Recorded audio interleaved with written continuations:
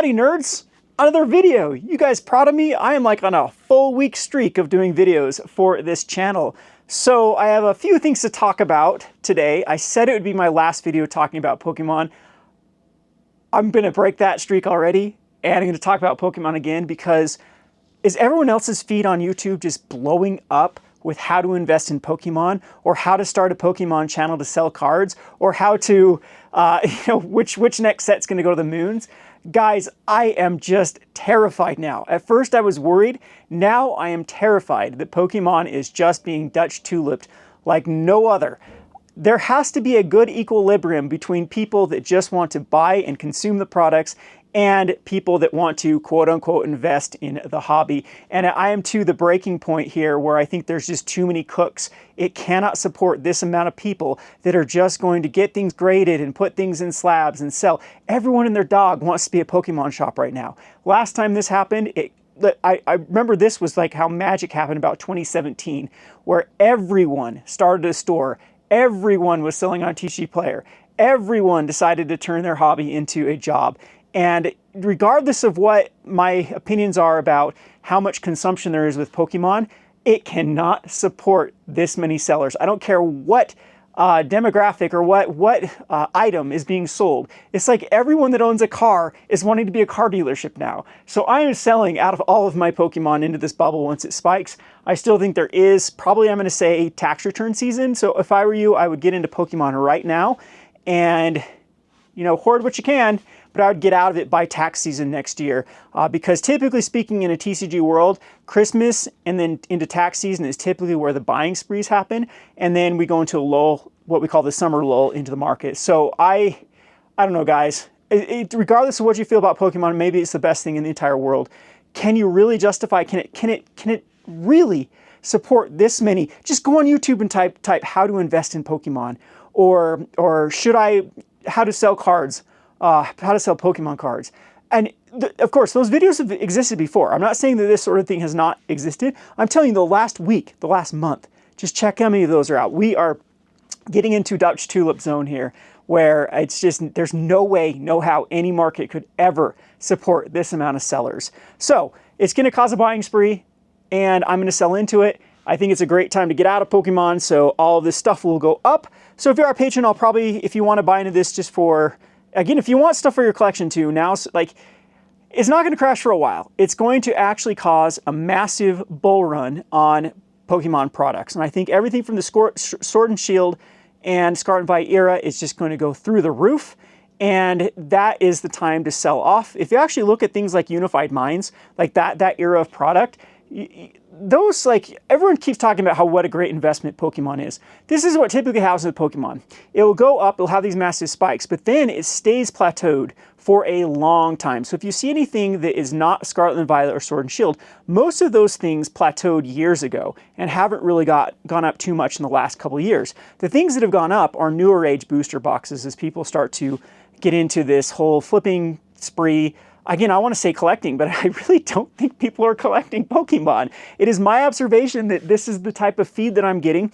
I'm not getting seeing people watching gameplay videos on Pokemon. I'm seeing, of course, still a lot of the rip and ships and the pack openings, but the vast majority of content on YouTube right now and on the TikToks and other social media is this nonsense of investing in Pokemon. If everyone is simultaneously doing it, yes, it will cause a self-fulfilling prophecy, but I'm telling you people, this is getting into scary territory with the Dutch tuliping, where everyone is trying to be a store all at once. So, again, if you are a patron, you want to get these for your collection, I will start putting these up. And I'll probably try to meet you halfway between TCG Player fees. That way, so like, for example, if these Champions Pass are going for 110 bucks, I'll probably sell them for like 90 bucks. And that way it's like, that's how much I'd get after fees anyway. So if you're looking to pad your collection, or if you actually do think that investing in Pokemon is such a great thing from this era, these will be going up. I actually was looking at some other concerning things about the Sword and Shield era, the amount of Crown Zenith that's still out there, the amount of other products. There is apparently going to be another Costco drop that is going to have a lot of Scarlet and Violet era products that is going to be for the holiday seasons. Oh man, I don't know. I am just, and again, this is where my risk factors just gone. And if I'm a store, I'm still going to buy Pokemon and I'm going to sell Pokemon. It's what I do. I'm always going to have that advantage over you scrubs that are trying to sell out of your basement. I have customers that come in on a daily basis. You hear the bell going off. Those people are actually buying Pokemon when I was going in there. They're actually, people buying Pokemon. So I'll continue to stock it and have a healthy supply. What I don't want is this. And as I stated before, this all happened because I wanted to get booster boxes. This is all the garbage that I had to take from distributors just so I could buy booster boxes, because booster boxes were something that they typically, how Pokemon works with most distributors is they go by an overall volume of how much you bought from them, and they actually prioritize you if you've taken some of these lackluster products. That's the way you can get booster boxes. So for years, I was building up my Pokemon numbers with distributors and just eating this stuff. And this is stuff I typically just break down and sell in our acrylic display dispensers for our local. So I never break down boxes. So whenever I run out of, like, say, Lost Origins, I'll come over here and find something that has Lost Origins in it, and I'll break down these supplemental products and find the Lost Origins. So this is just me. This is me trying to buy booster boxes, all the stuff that has built up over time. And anyway, I'm gonna let this subject rest, because I'm gonna get all the haters out of the woodwork again, telling me how stupid I am for not investing in Pokemon or having this opinion. But again, I really want people in the comment section once again to tell me that they're not scared by the amount of content that's out there of everyone and their dog talking about investing in Pokemon. It only works when 2% of people are doing that, or 1%, or 0.2% of people are doing that. Not when 98% of everyone is getting cards graded and quote unquote investing in their hobby. You cannot be emotionally attached. It is the worst thing in the world to try to invest something that you have passion for, because you're not going to be able to look at it in a can't even think right now what the word I'm looking for, but you won't be able to look at it in a realistic light, because that emotion will be attached to it. Anyway, on to topic number 2, which is probably what I'm going to title this video, Foundations. Foundations is by far the worst pre-ordered set of all time since I've been doing this here locally as well as on Patreon. Nobody seems to want Foundations. My main thing about that is we are only, like 2 weeks out now from Foundations, and they still haven't really spoiled anything. They spoiled a few cards here and there, and it looks like so far most of it was just reprints. A lot of it was lackluster reprints. It was a huge warning sign too when they made mythic slots, when we've already seen some of their mythic slots for 50-cent rares like Vivian and a Johnny. They have absolutely no demand because they've just been printed too many times. And I think that's what's occurred with the Foundations line. So I'm not sure exactly how Foundations will work. The supply actually does seem pretty high. Collectors were lower, but there's a lot of product line. There are no commander decks, which is weird. I think this has been a perfect opportunity to put like Foundations as a starter commander. Like, huge miss again from Wizards of the Coast. Again, I'm glad there is at least one set that has some breathing room without getting so much things reprinted in the commander sphere, because that is probably the area of Magic the Gathering that needs the most breathing room for prices to accrue some value so they can actually justify. And that's maybe why they skipped this one. Why they're like, okay, we're making beginner boxes that are going to have some reprints. We're making the starter sets that will have reprints in them. So we probably need to cut one product, and Commander's probably the right route to go. However, I would have rather had them do starter Commanders in that slot rather than doing their little beginner boxes and stuff. So anyway, I guess I can talk shop while I open up what's come in here. UPS came super late today, so it's like 5 o'clock, so there's no way this stuff is getting out. And apologies for lighting, it's all weird here when you place the light that was twitching last time. And come on, let me see if I can get this to be stable. All right, so what else has been good? What else has been selling good in the market? So TCGs as a whole are up. Lorcana is still doing strong. Flesh and Blood is definitely on the right track. And let's talk One Piece. So One Piece just had another release, which was very lackluster. The set is not selling like other sets, but I'm actually kind of happy with One Piece, because what was happening with One Piece is I couldn't even get enough to even come close to meeting the demand, and then customers are unhappy. And of course, I'd rather have those markets where I can, just make out like a killing on certain products. But oftentimes, like, we're in the long haul, so we want people to be happy. So I'd rather be able to make a small profit and be able to serve my customers' needs than make the 2x, 3x per box and not really have enough to go around. So One Piece is actually holding an event with these starter kits. So you can go to your local game store and sign up for your starter kit event that should be happening soon. I believe. And so if you are in the area, we're going to be trying to do some starter kit events as well with the starter kits they sent us, which is a really cool thing from One Piece. What I've heard is a lot of people have been moving over from Yu-Gi-Oh! Into One Piece, but the last set for, what is it, Two Legends? Two Legends doesn't seem to be faring the best, comparatively speaking to other release sets.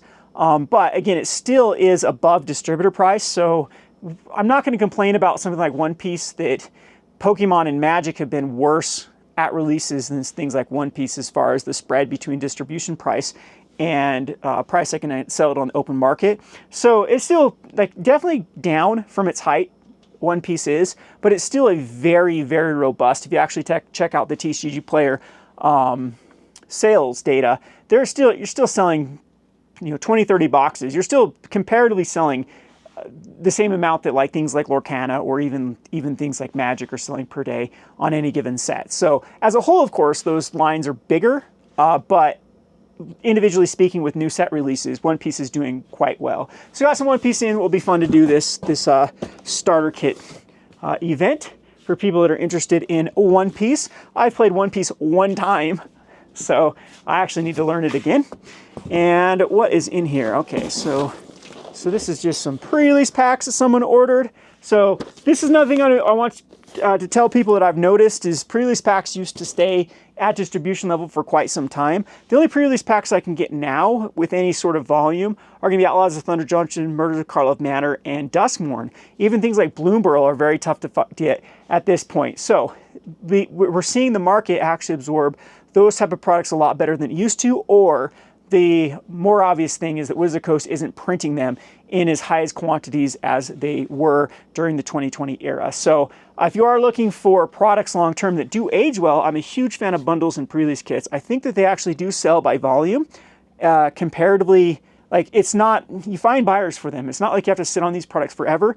And sometimes bundles can spike a lot quicker, like Kamigawa bundles, for example, and to a higher price point. Lord of the Rings bundles, of course, they have the One Ring in them, than their counterparts with play boosters or set or draft boosters. So it's something you should definitely look into. Again, I love this, like, don't invest in these TCGs, and then I give advice on how to invest. But just do it smart if you're going to do it. Like, that's my whole problem going back to Pokemon, is this is just dumb investment at this point. When you're seeing this amount of channels and this amount of hype around a particular thing. And again, no strategies. I love clicking on these videos and there's no like actual data or strategies. It's just like, everyone should get into this. Everyone and their dog, everything's going to go up no matter what. Anyway, we'll quit ragging on it. We'll get back to the video before I start getting the haters out in the comment section again. So anyway, let's open up box number 2 as I've lost my knife now. So I think I've like, beware where you tread back here, because I think there's like 3 knives now on the ground. Let me go find a knife. There we go. I found one back here. It's still open too, man. I'm going to violate a bunch of OSHA laws here whatever, for workplace safety. All right, so what's in this box? This box is probably going to be some Pokemon. So again, what I've been noticing though, there has been a lot of movement with the 2 booster boxes. I've sold quite a few cases of the booster boxes for Scarlet and Violet and Paradox Rift. Right now, that is the cheapest booster boxes I can get. They're 95 piece for Scarlet and Violet and Paradox Rift. I believe I can still get Stellar Crown for 98. And I want to say one other, maybe this is Temporal. One other box I can still get at 98 bucks from distribution, but 95 is the cheapest I can get right now. Some distributors are quite expensive for Pokemon. I know that the after fees and credit card fees and shipping fees and stuff, there's one distributor that sells Pokemon for, it ends up being like 106 a box, which is kind of pathetic compared to like if you're looking at pre-order prices for a lot of non-Twilight Masquerade, they oftentimes were under that price. So I feel bad for the stores that have to use these more expensive distributors because they're just going to absolutely kill. Well, again, you're a store though. If you can actually have a customer base that's coming in and buying at MSRP, then of course that's margins that are decent. So, all right. So what do we get in this one? All right, we got the Halloween Rushed Art sleeves. So from Dragon Shield, they've come out with a Halloween one. So these are, I believe, good to order if you're wanting to look for like Dragon Shields. And I need to clean this mess up, man. We are buried in stuff.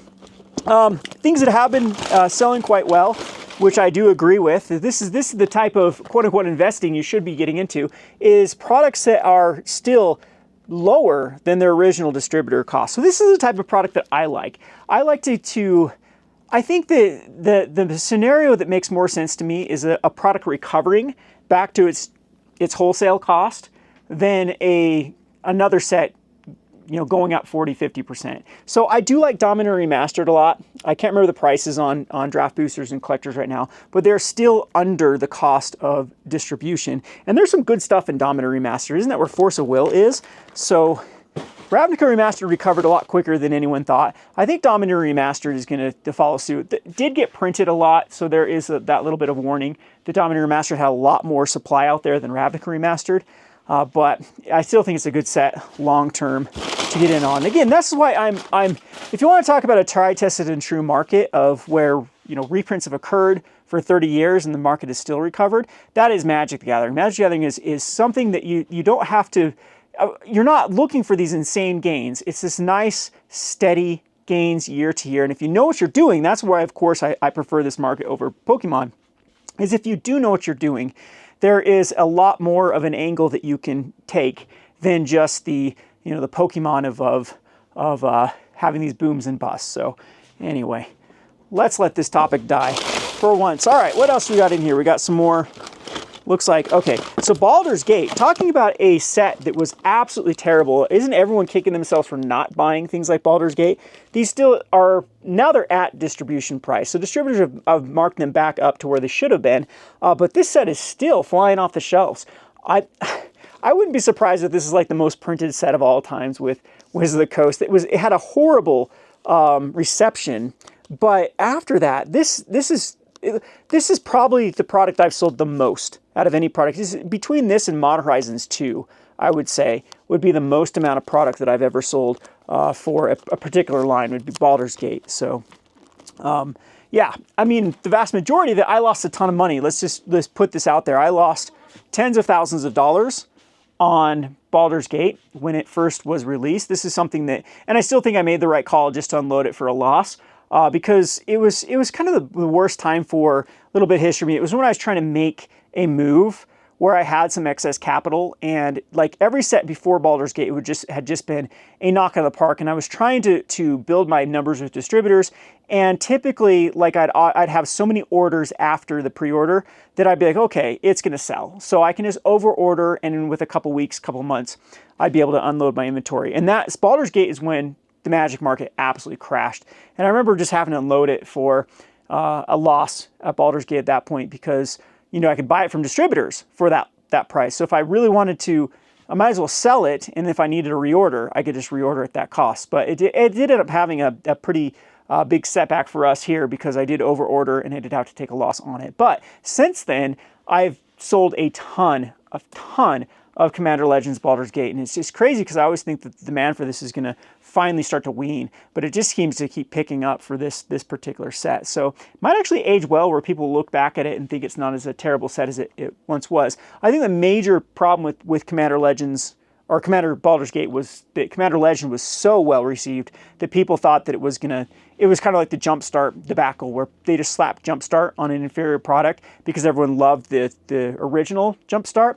And same thing with Baldur's Gate, like, oh, we could have called this Baldur's Gate. Nope, let's call it Commander Legends Baldur's Gate because it's got the product that everyone loved, and we can just bank off the name. So I actually hate when board games do that. Like board games will like make a spin-off game that's basically off a very popular game and has nothing to do with the mechanics or anything. So it's just like Camelot, for example, where they made the card game and the off-season where it didn't really have much to do. They're like, oh, let's throw this on it.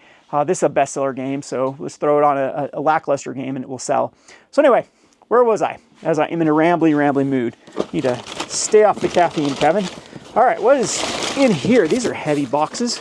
So we have Dominator United Jumpstart. This is gone now, everyone. We bought it all. We did it. We emptied the distributor for the cheap Dominator United. I had a video up that maybe I should still publish it.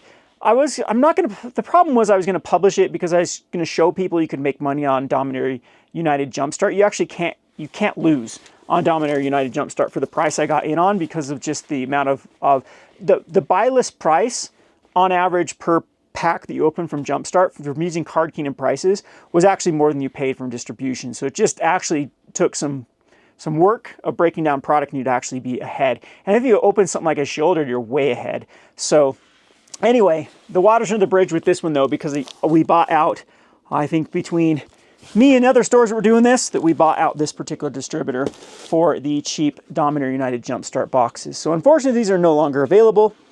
All right, so I think that's all she wrote with this one. There's gonna be more Jumpstart in this other box. Let's take a look at this box here. I think this is more one-piece starter decks in here. And if that's the case, yeah. Yep, this is more one-piece starter decks. So there you have it today. Again, I just want people to be realistic about things when I start going down this whole kind of rant about Pokemon and Magic. Like, that has been my problem with this industry, is there have been too many cooks. So many times. It seems like whenever a market starts to get healthy, whenever a market starts to show some signs of growth, then you have just this avalanche of people that think they're going to quit their 9 to 5 and become a reseller. And it cannot work that way. I think my analogy of everyone that drives a car then decides they want to be a car dealership kind of works here. You have to have people, you have to have buyers for any given product. And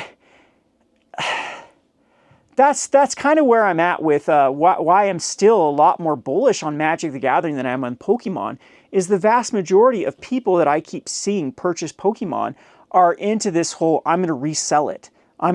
Whereas Magic, and again, it could be just my exposure, my people that play Magic are wanting the cards to actually play with or collect or whatnot. So, and I'd really like to see the data, because a lot of the hubris of the Pokemon person right now is just through the roof when they start. I want to see the data of comparable sales between Magic the Gathering and Pokemon, because the Pokemon players act like Pokemon 10-to-1's Magic.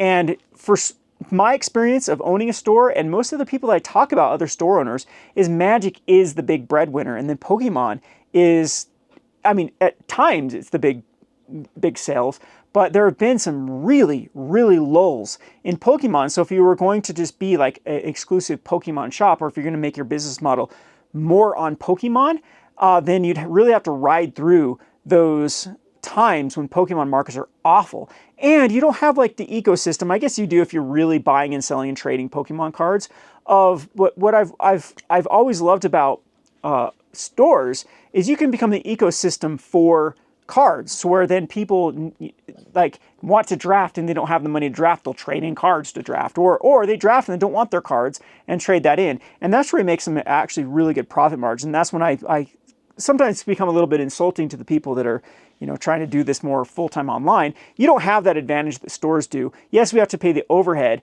but if you can somehow be the ecosystem of where people are trading cards in for store credit, and just the kind of atmosphere of purchasing sleeves and snacks and tournaments and stuff, that's a real advantage to selling TCGs. And I don't think that you're ever going to be able to replicate those margins or replicate that sort of atmosphere in any sort of online experience unless you become incredibly exposed to where you have fans that really want to purchase directly from you. And so that's why I'm just giggling right now with all of those Pokemon videos of how to start a Pokemon store, how to build an online presence. Okay, you really, really think that the pool is that big of people that are wanting to buy Pokemon? It's going to be so oversaturated within the next few months when people try to do this. And as I stated in this video earlier before, we've gone through this in Magic before, especially 2017. That was really the era where we had so many people who were like, I'm going to start a Magic store. And just everyone rushed to, whether it be a brick and mortar or whether it just be, again, out of their basement or their garage, like everyone was trying to resell. And the market just it just collapsed at that point because there wasn't enough people that wanted to actually buy versus the amount of people that wanted to turn a business. And if you really want to kill your hobby, and this is coming from experience, if you really want to hate your hobby, sell it. Because then when you have to get behind the business end of things, man, like opening packs used to be fun. Playing Magic used to be a lot more fun. But when it becomes a job, when you have your livelihood on the line, it becomes work. And then you have to find other hobbies because now your hobby is your work. And so just out from that perspective, if you love Pokemon, if you love Magic, maybe think about that before you actually turn it into a job. Because just like anything else, it will become a job and you might begin to resent it. Anyway, hope you enjoyed this video. If not, give me your hate comments. It feeds me. Thanks for watching.